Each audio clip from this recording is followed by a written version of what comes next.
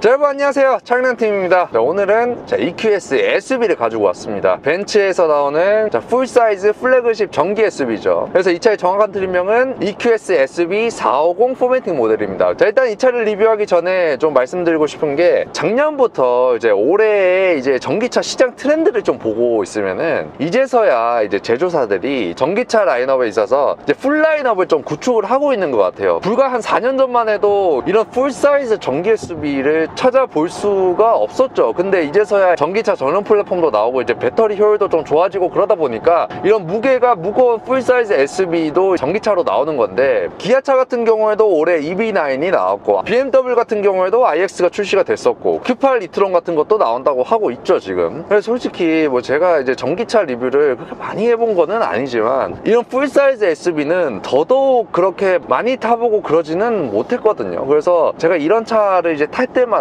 데이터 값을 쌓아가고 있는 중인데, 제가 어제부터 이 차를 타면서 이 풀사이즈 전기 SUV의 어떤 승차감에 있어서의 특장점, 요거를 한 2가지 정도를 좀 느꼈는데, 또 그게 뭐냐면, 일단 첫 번째는 동급의 전기차랑 내연기관차를 놓고 딱 승차감을 비교해버리면은 어찌됐건 이 전기차의 승차감이 좋을 가능성이 조금 더 높다라는 거예요. 그게 어떨 때 느꼈냐면, 제가 어제 딱 이 차를 처음 받았어요. 처음 받고 시동을 걸고 딱 스로틀에 발을 얹어서 차가 딱 움직이기 시작했는데, 와, 그때 그 느낌이 진짜 너무 좋아가지고 실제로 와, 이거 승차감 뭐지? 라는 말을 제가 육성으로 진짜로 했어요. 심지어 와, 이 정도라고 하면은 이 차 승차감 진짜 레인지로버 씹어먹겠는데? 이런 생각까지 들더라고요. 그래서 좀 놀랐는데, 제가 어제 이 차를 계속 타고 집에 들어와서 좀 쉬다가 또 나갔다가 하다 보니까, 솔직히 이 차의 어떤 승차감이 이 레인지로버를 씹어먹을 정도 그런 엄청난 승차감이라고, 물론 승차감이 좋지만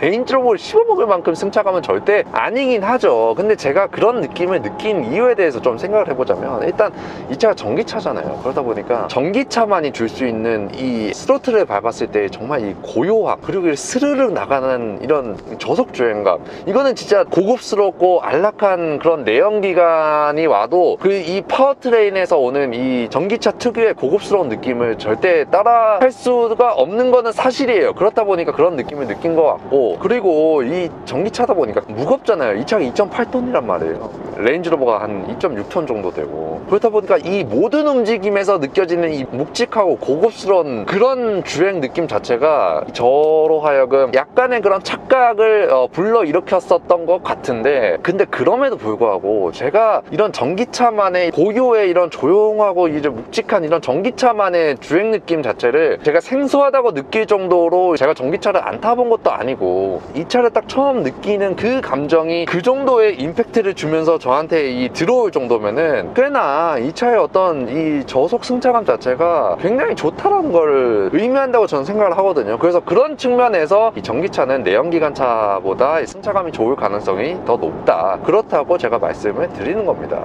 자, 두 번째는 뭐냐, 이 벤츠 차량들도 거의 처음 만들어 보는 거나 다름없는 이 굉장히 무거운 전기차 풀사이즈 SUV의 승차감은 100% 잡지는 못했구나 라는 게 느껴지는 게, 자, 지금 방지턱을 이런 식으로 약간 좀 빠르게 넘을 때 뒤쪽에서 쿵 하는 소리가 잠깐 방금 들렸잖아요. 자, 다시 한번 뒤에 쿵 하는 소리. 자, 마지막으로 요런 느낌, 리어가 쿵 이렇게 치는 이런 느낌, 요런 느낌이 나는 이유에는 여러 가지가 있는데, 대표적으로 한 3가지 정도로 정리를 해볼 수 있어요. 첫 번째는 이 댐퍼의 길이, 스트로크 길이가 좀 짧다.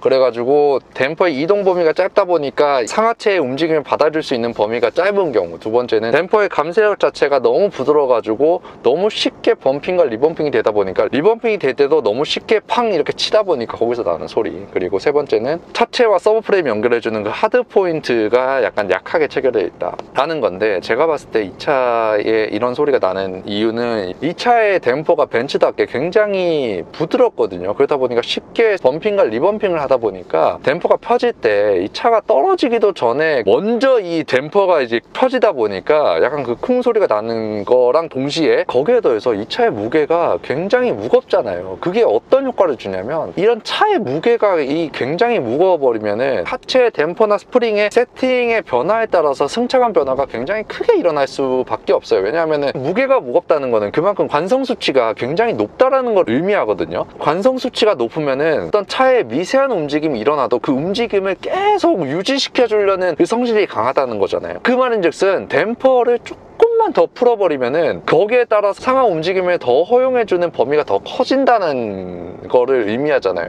그래서 이런 무거운 차들에 있어서 이런 승차감을 정말 완벽하게 잡아내는 이런 모습들이 약간은 좀 부족하다라고 느껴집니다. 그래서 이런 느낌 자체를 제가 지난번에 그 레인지로버 때도 약간은 좀 느꼈는데, 이 차가 그 레인지로버의 승차감보다 조금 더 이제 좋다라고 느껴지는 거는, 자, 여기서 보시면 저 이제 큰 요철 지나갈 거예요.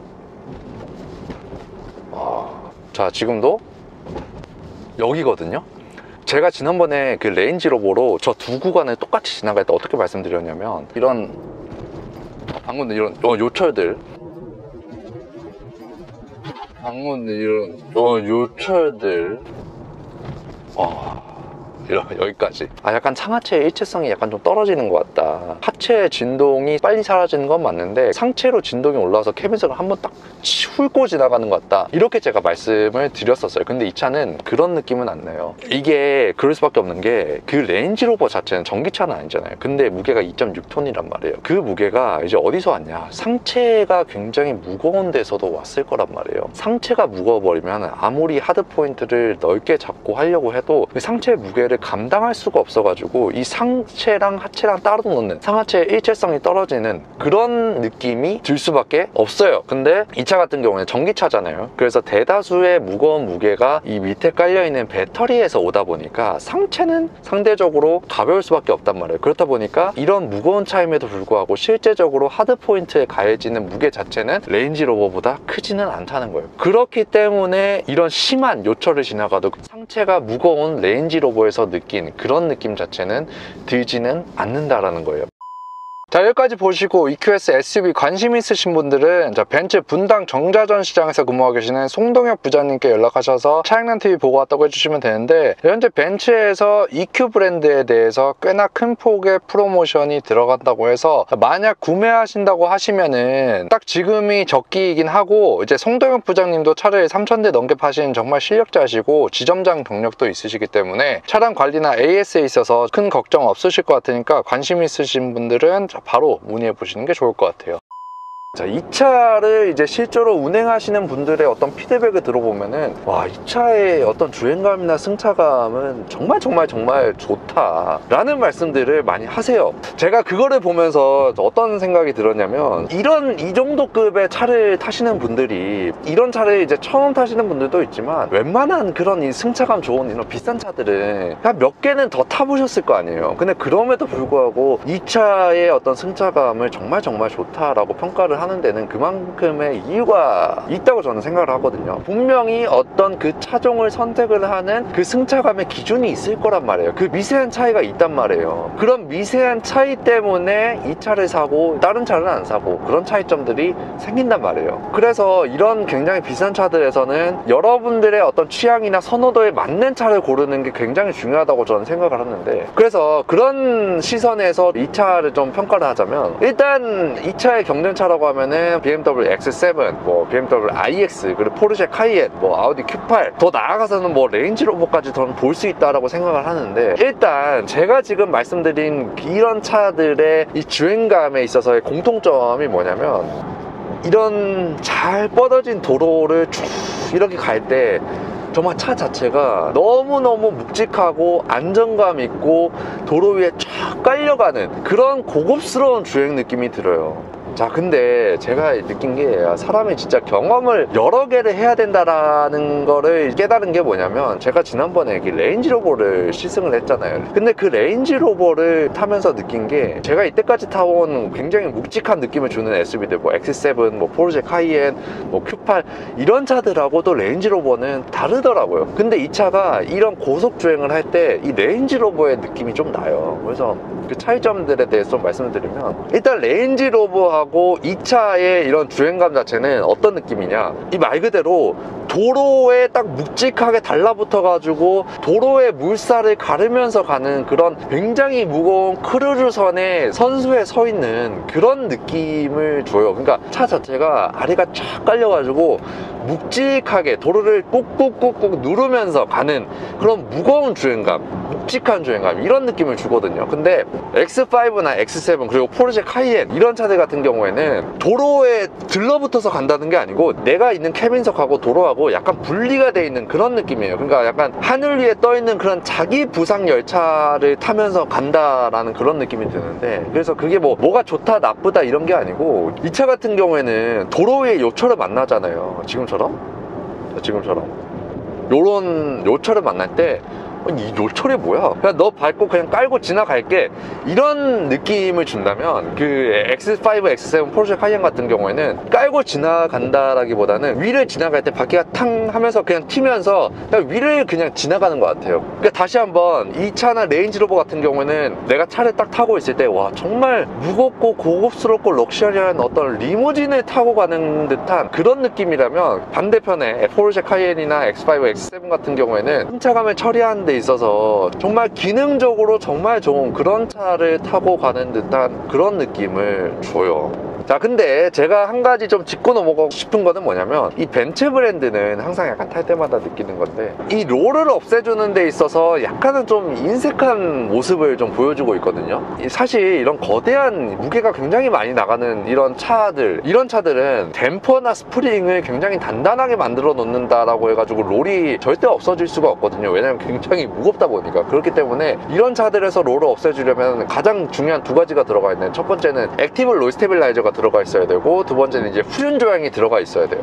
액티브 롤 스테빌라이저 같은 경우에는 말 그대로 이 스테빌라이저 바를 이제 전자적으로 확 더 잡아버리고 풀어주는 그런 기능이기 때문에 그 롤을 없애주는 데 있어서 굉장히 효과적이기는 한데, 이 차는 지금 안 들어가 있더라고요. 그리고 다음에 이제 후륜 조향이 들어가 있으면 굉장히 좋은데, 후륜 조향이 들어가 있으면 이런 100km의 속도에서 이런 차선 변경을 할 때 앞바퀴랑 뒷바퀴가 동시에 이렇게 동위선상으로 이제 움직이거든요. 그러니까 차가 앞뒤가 이제 동시에 들어가는 효과를 주기 때문에 롤이 좀 많이 억제가 된다 라는 느낌을 주는데, 이 차 같은 경우에는 후륜 조향이 들어가 있어요. 그래서 그나마 다행이라고 생각을 하는데, 여전히 그 롤을 없애주는 데 있어서 액티브 롤 스테빌라이저가 조금 더 효과적인 느낌이긴 해요. 그래서 이 차의 롤이 어느 정도냐면은, 이런 식으로 좀 급차선 변경을 했을 때 확실히 이 좌우로 뒤뚱거리는 느낌이 경쟁차들 대비해서 조금 더 있는 느낌인데, 다시 한번 차선 변경을 이렇게 급하게 할 경우가 어느 정도 있냐라고 생각을 한다면 그렇게 많지는 않을 것 같거든요. 지금 차선 변경을 이 정도로 차선 변경을 하기는 할 수 있잖아요. 이 정도로 차선 변경을 했을 때는 사실 롤이 그렇게 엄청 많다라고 생각이 들지는 않아요. 다행히 이제 뒤에 후륜 조향이 있다 보니까 그런 것 같은데, 근데 그렇게 크게 걱정할 필요는 없어요. 자, 그리고 이거는 제가 S클래스를 타시는 분들이라고 하면은 별로 새로울 것 같지는 않은데, 제가 이 벤츠를 타면서 항상 느끼는 건데, 이 브랜드는 어떤 이 소프트웨어를 활용해 가지고 소비자에게 감동을 주는 포인트들이 너무 많은 것 같아요. 그게 뭐냐면, 이 차에 그 에너자이징 컴포트 기능이 있거든요. 어제 이 차를 딱 밤에 주행을 하고 있는데, 에너자이징 컴포트를 활성화시키라는 그 메시지가 자동으로 뜨더라고요. 그래가지고 이걸 이렇게 하고 있으면은 이 시트에 마사지 기능이 들어오고, 송풍구에서 내장되어 있는 이 방향제가 들어와가지고 좋은 향기를 지금 주고 있어요. 정말 약간 편안해지는 그런 느낌이 있어요. 그래서 벤츠는 이런 세세한 이 소비자들을 감동시키는 포인트들을 너무 잘 알고 있다, 그런 거에 대해서 굉장히 중요하게 생각하고 있는 브랜드는 맞아요. 그리고 이 차의 그 주행거리에 대해서도 좀 한번 언급을 해볼게요. 이 차의 인증 주행거리가 479km로 알고 있는데, 전비가 한 3.7km로 또 인증을 받았더라고요. 근데 어제부터 이 차를 타면서 이 전비 효율성에 대해 대해서 체크를 해봤는데 확실히 벤츠 전기차들은 전비 효율성이 굉장히 좋아요. 제가 아침에 이 차를 가지고 나와서 에버랜드까지 오면서 지금 한 50km를 평균 속도 77km의 속도로 주행을 했는데, 그때 이제 전비가 킬로와트시당 5km를 보여주고 있다 라는 거는 최소 500km 이상이 나온다 라는 거고, 배터리가 지금 70%가 남았는데 여전히 473km를 갈 수 있다 라는 거를 보면은 전비 효율성 자체는 굉장히 우수하다. 그래서 이 차를 좀 평평을 하자면, 제가 이 차를 느끼고 난 후에 이 차의 경륜차를 솔직히 레인지로버로 봐도 될 정도로, 심지어 레인지로버보다 더 뛰어난 점들이 있었기 때문에 제가 이렇게 좀 자신있게 말씀드릴 수 있는 거고, 근데 이렇게 말씀드릴 수 있는 가장 큰 이유는 이 차가 바로 전기차라는 점이에요. 전기차만이 줄 수 있는 이 승차감에 있어서의 엄청난 장점, 주행감, 이런 느낌들 때문에 오는 것들이 사실 굉장히 크기 때문에 말씀을 드리는 거고, 사실 만약 레인지로버가 이제 전기차로 나왔다 라고 하면은 솔직히 모르겠어요. 왜냐면 그 차들이 어느 정도로 그 전기차스러운 그 고급스러움을 보여줄지 모르기 때문에 단언할 수는 없는데, 일단 현재 여러분들이 선택할 수 있는 선택지에서는 정말 뛰어나다 라고 여러분들께 말씀을 드릴 수 있을 것 같아요. 자, 여기까지 EQS SUV 리뷰 마치도록 하겠고, 시청해주셔서 감사합니다.